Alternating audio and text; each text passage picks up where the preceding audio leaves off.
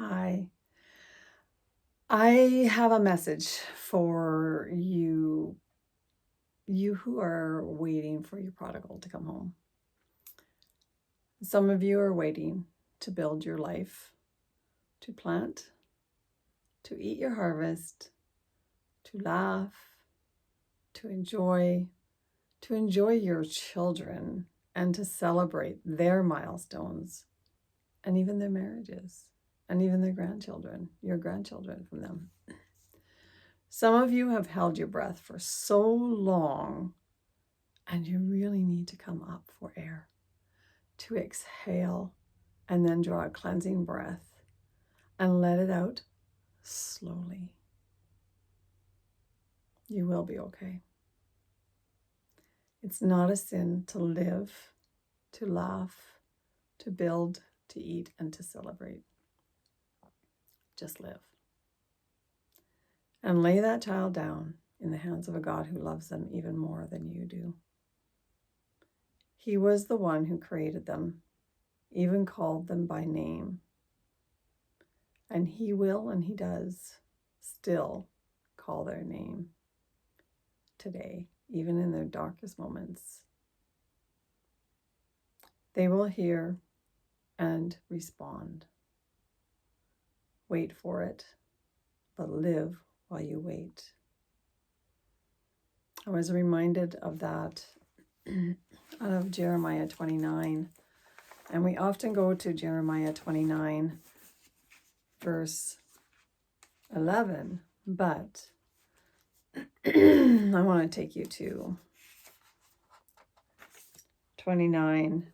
Jeremiah wrote, it was a letter to the exiles. So the exiles were in a foreign land, and it didn't look like very much hope was coming. They cried out a lot. They were exiled from their lands. They were put into a foreign land. And Jeremiah wrote a letter, and he wrote a letter on God's behalf. Jeremiah 29, verse 4. Thus says the Lord of hosts, the God of Israel, to all the exiles whom I have sent into exile from Jerusalem to Babylon. Build houses, live in them, plant gardens, and eat their produce. Take wives and have sons and daughters. Take wives for your sons and give your daughters in marriage, that they may bear sons and daughters and multiply there and do not decrease. But seek the welfare of the city where I have sent you into exile, and pray to the Lord on its behalf, for in its welfare you will find your welfare. Jeremiah was reminding them that you may be in exile, but God is there along with you. And this may feel like a prison. It may feel like the worst day of your life, but God is there with you. He's always there with you. And I know this for myself. I had a prodigal daughter, and I was a prodigal daughter. And it took 11 years. And I realized in those 11 years, I realized now, looking back, in those 11 years that she was gone, that I wasn't really alive. I was living, but I was striving. I wasn't thriving. And the letter to the Israelites is to tell them to thrive while they're in exile. I wasn't thriving. I was a mess. I was a mess, and I couldn't understand why the God of the universe would let this go on for very long. In 11 years, I didn't understand it, because he could do anything, and he can do it in a heartbeat. And yet, he didn't. And I found myself in prayer one night, one day, one night, whatever. I can't even remember if it was night or day. It doesn't really matter. Asking God why. Why is it taking so long? And you know what? He didn't smack me or smite me or open up the ground where I was standing or sitting or laying. He did not do any of that. He didn't swallow me up or anything, but he talked to me. He talked to me in that moment. And he said, because I know the things that she needs to go through so that she will stay out of that situation and that she will start thriving one day. Didn't happen right away. After she came back, it didn't happen right away, but it did happen. And she's thriving now. She's not striving. And I'm thriving. I have learned so much in that wilderness journey. And I wrote something that I want to share with you, my wilderness story. So there was a total of 25 years. So there was 11 years that she was gone, and there were 14 years after she came back, because although my prodigal came home, she didn't come home. She didn't come home because she wanted to. The Lord yarded her out, literally shook her whole foundation and pulled her out of there, kicking and screaming. And I had nothing to do with it. It was all God. And so there was many years of resentment, many years of pain. So my wilderness story, those 25 years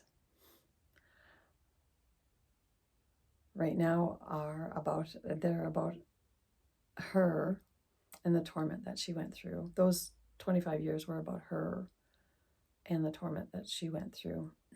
Her wilderness journey entwines with mine in its way, in ways that are strangely and hauntingly beautiful and painful at the same time. Almost like birthing, but an adult child. And Lord, this birth is yours. How she comes out screaming, holding her breath. I know beyond words she will land in your hands, crying, grabbing for a hold, and then rise up stronger. Whole once again and set completely free. No fear, but free. A beautiful vessel of grace, beauty, renewed, made whole, made clean, pure in your eyes, Father. You will tenderly clean her up and wrap her in royal robes and call her daughter. A joy in your eyes. You will sing over her and dance over her with delight. And he has been doing that. It is so heartwarming to see it. I think I said in my first video that I did that if I had really believed that it would happen, I would have prepared for it. And I realized that I had unbelief in my prayers. And as soon as I saw where the prayer went, because I remember one time reading Daniel chapter 10, verse 12. Then he said to me, fear not, Daniel, for from the first day that you set your heart to understand and humble yourself before your God, your words have been heard. And I have come because of your words. The prince of the kingdom of Persia withstood me 21 days, but Michael, one of the chief princes, came to help me, for I was left there and the kings of Persia, and came to make you understand what is to happen to your people in the latter days. For the vision is for those days. From the very first day that I started praying, there was an answer sent. It was held up in the heavenly in a warfare against me and against her and everything in between. There was a spiritual battle going on, and it took 11 years. It took a lot of pain, but she was released. It was almost like the battle went raging on, and God said, that's enough, and he spit her out of the battle, and he said, she is now free. And she was. It took some time for both of us to become whole people together. took some time to work on a relationship, but it did happen. So the reason for this message is not to tell my story, but to tell my story to you, to give you hope. I know that every prodigal out there has a different story, a different reason, a reason for leaving and that. And there's different things that they're struggling with. And even with addictions, like I don't know the brunt of the addictions my prodigal had. Does it matter? No. Because you know what? God was with her all the time. All the time. And I realized in that journey, in those 11 years, I realized a lot. So I realized that a mother's prayers are precious to the Lord. They're precious to the Lord. And my tears were precious to the Lord. He gathered up every last one of them and wrote them in a book. So I don't know what will come in the future. I don't know, in eternity. I don't know if I'll get to see the whole picture of what actually was going on behind the scenes and how many things God rescued her from and rescued me from. I think that would be a lovely movie night. I think it would be one of a lovely movie whatever, because a day is like a 1,000 to the Lord.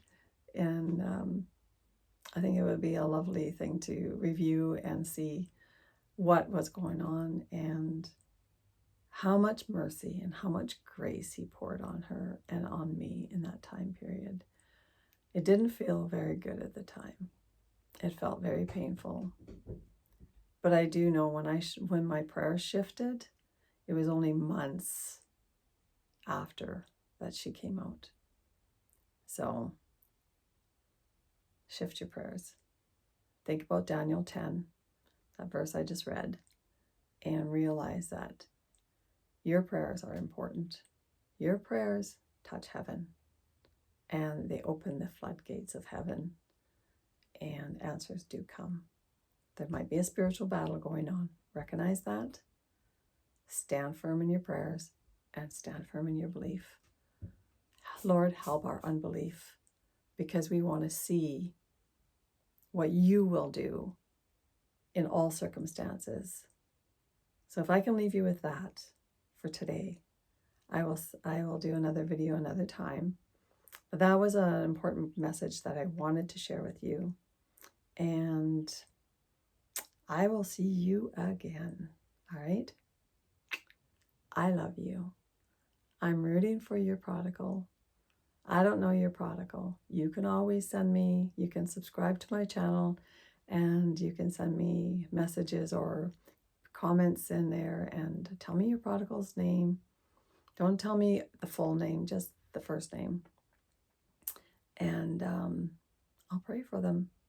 But you pray for them, because you are pivotal in their redemption. You are pivotal in their redemption. Don't give up hope. Keep praying. Doesn't matter how many years it takes. Keep praying. God has got this. I always think of there's 48 but gods in the Bible. But God. Just hold on to that. But God. He is in control. But God will do this. All right. Bless you.